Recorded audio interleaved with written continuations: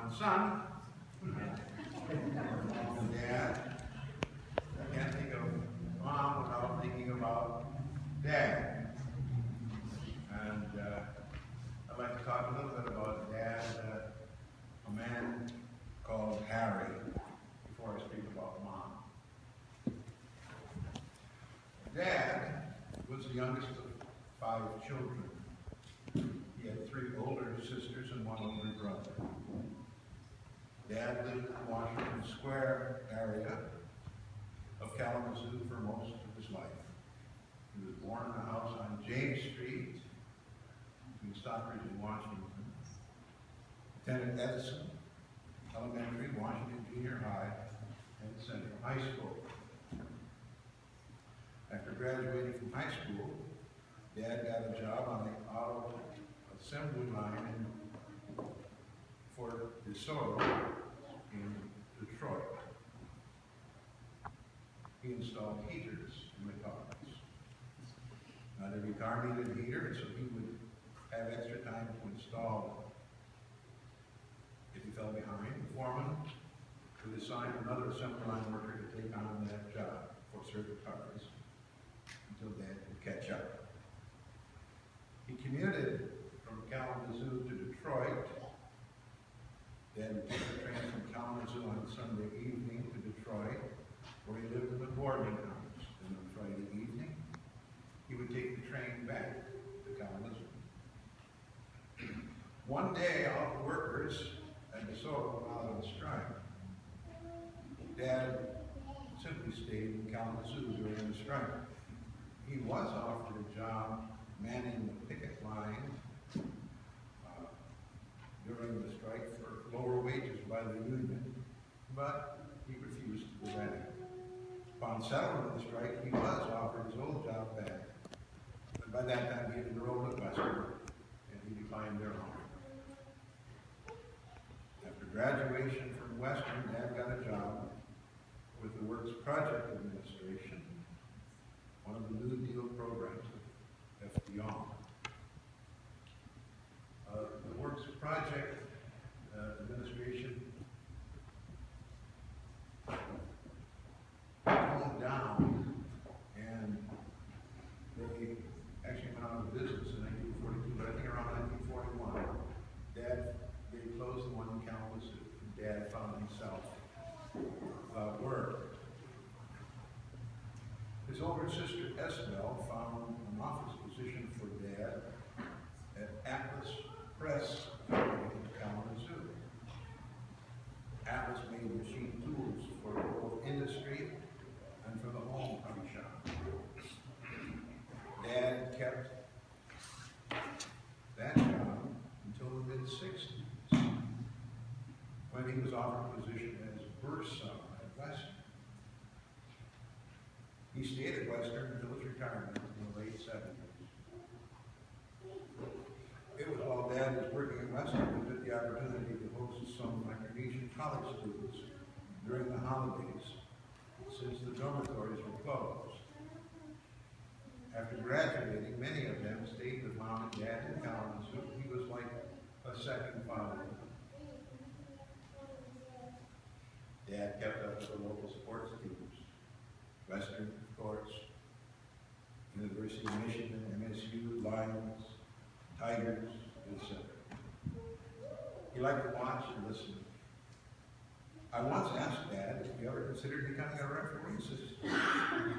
He enjoyed it so much. His answer was a simple no. Dad liked crossword puzzles. He worked on them for long periods of time. The Gazette had the ones Dad liked the most. He seemed to dislike the really honey clues, and would say something about them quite a bit. Dad had a good wit. One Saturday while I was a Boy Scout and our troop had the pumpkin session at the outdoor Summer Live steam show, he came up with the best one I can remember. Our coolers were filled with bottled pop in the most tepid of ice water. The Iceman was due. When a Cub Scout said, Mr. Miller, I believe that the truck coming is the ice truck. Shall I open the spigot and dump this warm water now? Dad said, don't fire Boy Scouts until you see the whites of their ice.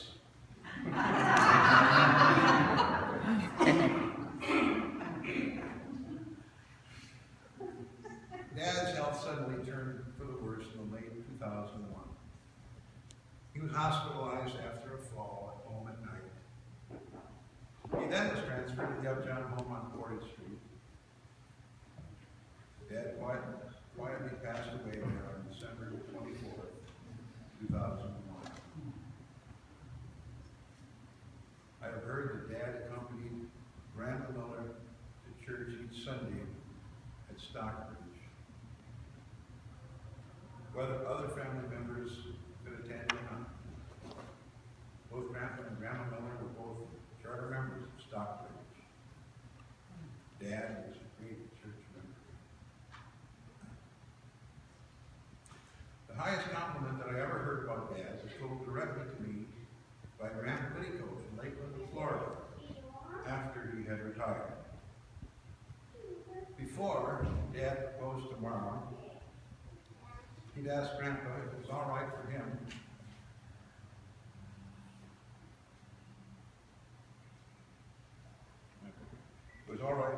to marry Grandpa's daughter, Helen. Grandpa Liddycoat told Dad that he would be proud to have him in the Liddycoat family and call him his son-in-law. This showed two things. First, Dad being a gentleman, asking his future father-in-law for Mom's hand before he asked Mom. Secondly, it showed what high regard Grandpa Liddycoat had for Dad. What a guy. We all miss him. Thank you. Then, that's the other half of Harry and Helen. About Mom. The celebration of life for my mother, Helen Florence Liddycoat Miller. Mom passed away peacefully in her sleep February 18, 2015. She was 96. Mom was born in Leslie, Michigan, to the Reverend Henry and Mrs. Mildred Liddycoat on July 24, 1918, during the First World War. She had 2 brothers and 1 sister. The family lived in 5 different communities in Lower Michigan: Leslie, Buchanan, Big Rapids, Kalamazoo, and Battle Creek. We lived in these 5 communities before her marriage in November of '39 to my father, Harry Miller of Kalamazoo. Today she is survived by 4 children, 4 grandchildren, and 5 great-grandchildren. Mom graduated from Kalamazoo Central in 1936. Her father was minister here at Stockbridge. At the time, she had been a member of Stockbridge ever since. She graduated from Western in 1940. Mom was a good cook. We always had 3 delicious and nutritious meals each day. She would gladly invite our aunts, our uncles, our cousins, other relatives and friends over for any occasion. Maybe a few relatives and friends that remember some of those meals. Our dining room could seat 10 with the leaves pulled out. And there were many times in which we added a card table or 2 for those unable to sit at the main table. In the early 1950s, Mom began teaching early elementary classes in the Kalamazoo Public School District. First at Hillcrest Elementary and later at Southwestern Elementary Schools. She earned an advanced degree from Western in the 1950s. While she was teaching at Southwestern, she asked her 3rd grade class with their parents to attend the Kalamazoo City Commission meeting.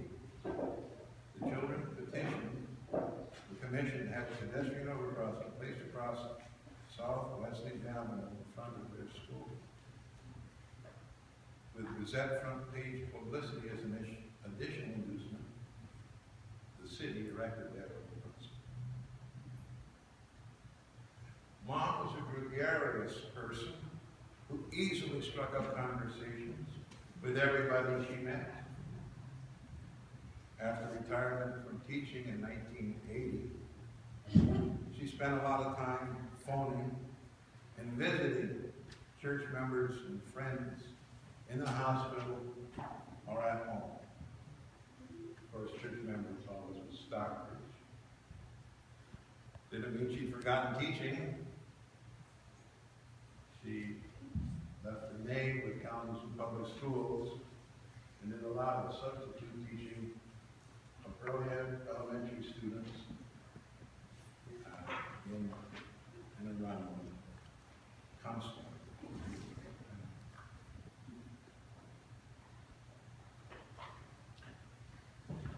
She also sold World Book encyclopedias. She would set up a booth at the county fair. Later, she would leave calls on these which she obtained at the fair. Together with Dad, they hosted many Micronesian students from Western. The students lived in their home, and Mom and Dad treated them as if they were more children. Together they would attend Stockbridge each Sunday. After graduation, many got jobs and stayed right here in Kalamazoo. Mom and Dad traveled to Micronesia, to Europe, to Asia, and all across the United States and Canada. Mom was a good driver. She would spell Dad out particularly grueling road trips, particularly in the late afternoons. I don't know where she got her energy. Teaching seemed to be her calling. She seemed to teach everybody, from neighborhood children to residents in the nursing home where she spent the last years of her life.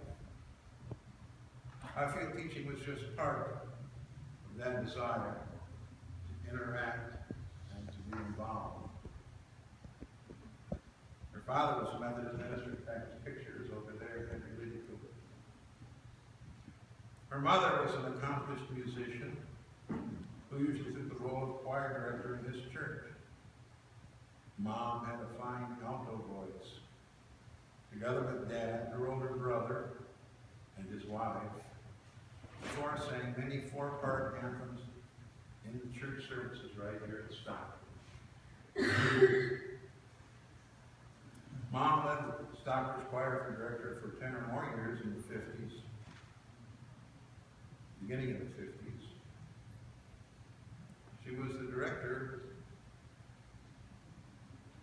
While she was director, she presented the Felix Mendelssohn Oratorio of Light with combined choirs of Lane Boulevard and Stockbridge. This performance was on a Friday evening. It was a big success. We lost Dad in 2001. Without him, Mom still carried on. My eldest cousin on the Liddycoat side of the family, Margaret, lived with her. Together they kept the household together, along with church involvement. Finally, health issues necessitated that she be institutionalized in a care home facility. The final 10 or so years of her life were spent in nursing homes in and around Kalamazoo. She was always a model resident who was pleasant to be around. She was friendly to all staff and to all of the other residents. She never complained about her care. She was gregarious.